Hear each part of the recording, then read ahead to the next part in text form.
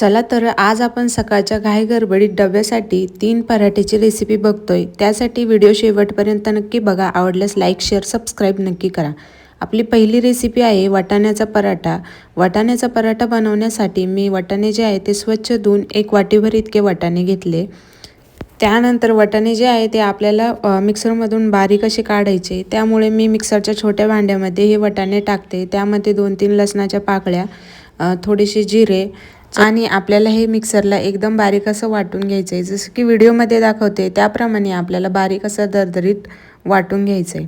वाटाणे जे आहे ते व्यवस्थित असे आम्ही बारीक असे वाटून घेतले। त्यानंतर तव्यावरती थोडंसं तेल टाकायचं व त्यावरती वाटाण्याची पेस्ट केलेली होती ती यामध्ये टाकून घ्यायची, थोडीशी परतून घ्यायची। त्यानंतर तुमच्या आवडीनुसार लाल तिखट टाकायचं, थोडीशी हळद टाकायची व धना पावडर टाकायची।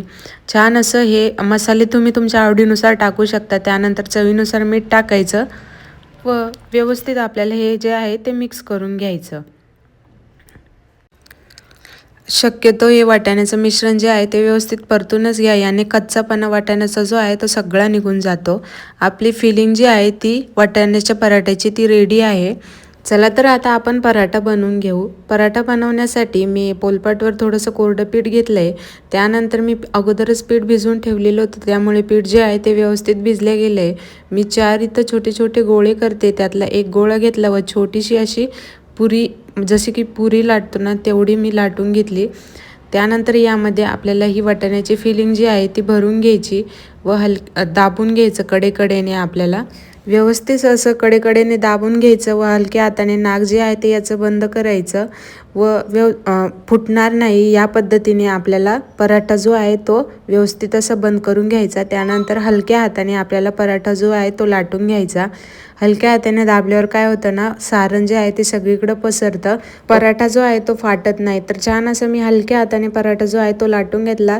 तवा मी अगोदरच गरम करण्यासाठी ठेवून दिलेला होता, त्यावरती हा पराठा टाकायचा व व्यवस्थित असा फुल टू मीडियम गॅसवरती आपल्याला छान असा आलटून पलटून पराठा जो आहे तो भाजून घ्यायचा। तुम्ही हवं तर तेल, तूप, बटर काही पण लावू शकता। तर मी इथे थोडंसं तूप जे आहे ते दोन्हीकडून थोडंसं पराठा भाजल्यानंतर मी लावून घेतलं व परत एकदा पराठा जो आहे तो व्यवस्थित असा उलटून घेतला। तुम्हाला जर माझ्या रेसिपीज आवडत असल्यास व्हिडिओला लाईक करा, चॅनलला नक्की सबस्क्राईब करा। जर तुम्हाला सकाळी सकाळी घाई गडबडीत तुम्हाला ही पराठा द्यायचा असेल डब्यासाठी तर तुम्ही रात्रीच वाटाण्याची फिलिंग जी आहे ती करू शकता। तर छान असा आपला वाटाण्याचा पराठा जो आहे तो व्यवस्थित असा भाजला गेला आहे।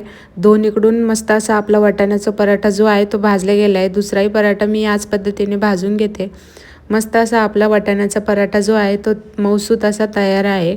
कशी वाटली तुम्हाला आजची वाटाण्याची पराठ्याची रेसिपी मला कमेंटमध्ये नक्की सांगा। आवडल्यास व्हिडिओला लाईक शेअर सबस्क्राईब नक्की करा।